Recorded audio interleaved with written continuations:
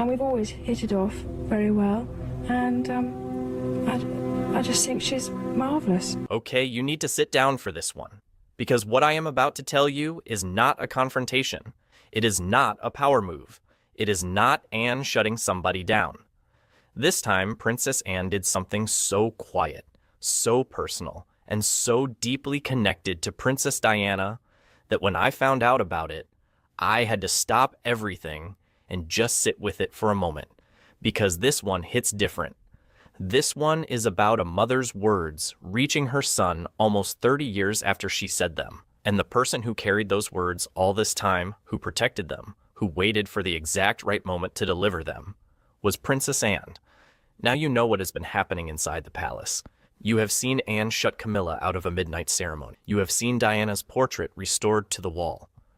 You have seen Camilla's title scheme dismantled in an afternoon. But this time, none of that matters, because what Anne did next has nothing to do with Camilla. This one is about Diana, and it is about her boys. Here is what you need to understand about Prince Harry right now. According to multiple royal sources, Harry has not spoken to his brother William since 2022. That is 4 years of silence between Diana's two boys. 4 years. The brothers who walked behind their mother's coffin together. The brothers who made a pact to protect her memory. The brothers who once told the world that their mother was the most loving person they had ever known. They do not speak anymore. And their father, King Charles, has not seen his grandchildren, Archie and Lilibet, in nearly 4 years. 4 years without holding them. 4 years without hearing them laugh. 4 years without watching them grow. And here is what makes this even more painful. According to palace insiders, Charles has been quietly trying to reach out to Harry. Reports surfaced that the king considered inviting Harry and Meghan to Balmoral Castle as a gesture of reconciliation. But William is reportedly opposed, strongly opposed. Sources say he told palace aides it was too much, too soon. William has not forgiven Harry for what he sees as a betrayal of the family. The book, the interviews, the Netflix series, the private conversations made public. William reportedly carries every word of it. And so Diana's two sons remain separated by an ocean and by wounds that neither one seems willing to heal. And then something happened that nobody expected. In June 26, Princess Anne's son, Peter Phillips, is getting married. The wedding is scheduled for June the 6th at All Saints Church in Cirencester. Both William and Harry are expected to be on the guest list. Peter walked between the two brothers at Prince Philip's funeral in 2021. He has always been close to both of them. Peter, my cousin, and I were on a quad bike in Balmoral, and we were chasing Zara around, who was on a go-kart. Peter and I managed to herd Zara into a lamppost, and the lamppost came down and nearly squashed her.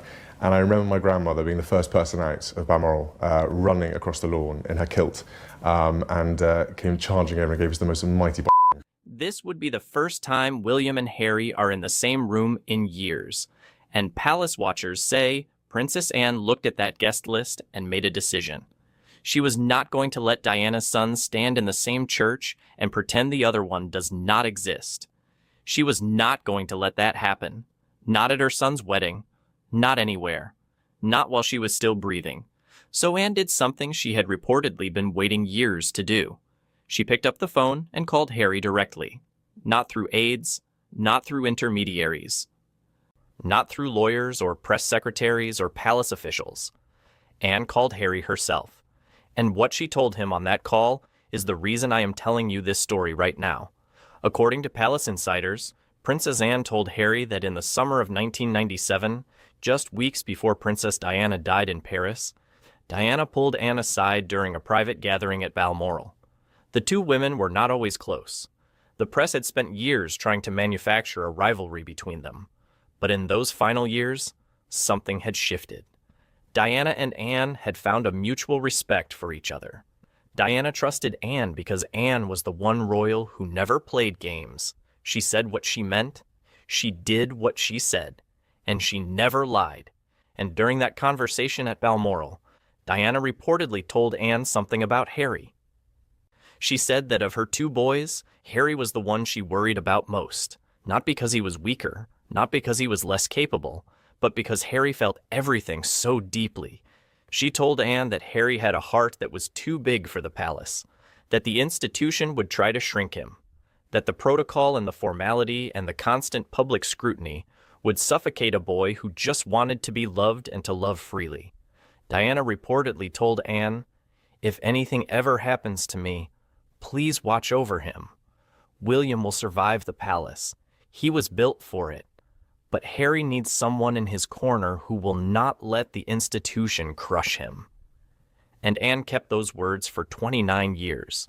She never told anyone. She never used them publicly. She never leveraged them for anything. She held them the way Diana asked her to, quietly and faithfully, waiting for the moment they would matter most.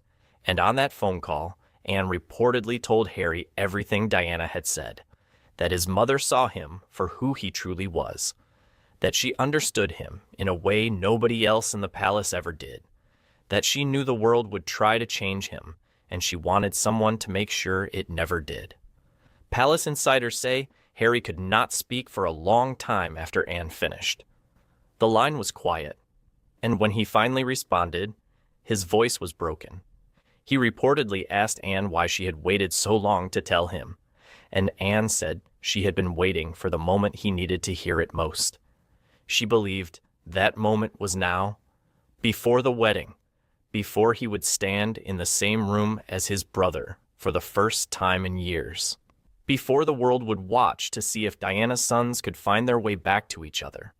And where was Charles during all of this? Charles, the father. Charles, the king. Charles, the man who has spent 4 years watching his sons destroy their relationship from opposite sides of the world. He could have made this call himself. He could have sat Harry down years ago and told him what Diana once said about him. He could have been the bridge. He could have been the father who pulled his sons back together. But he did not.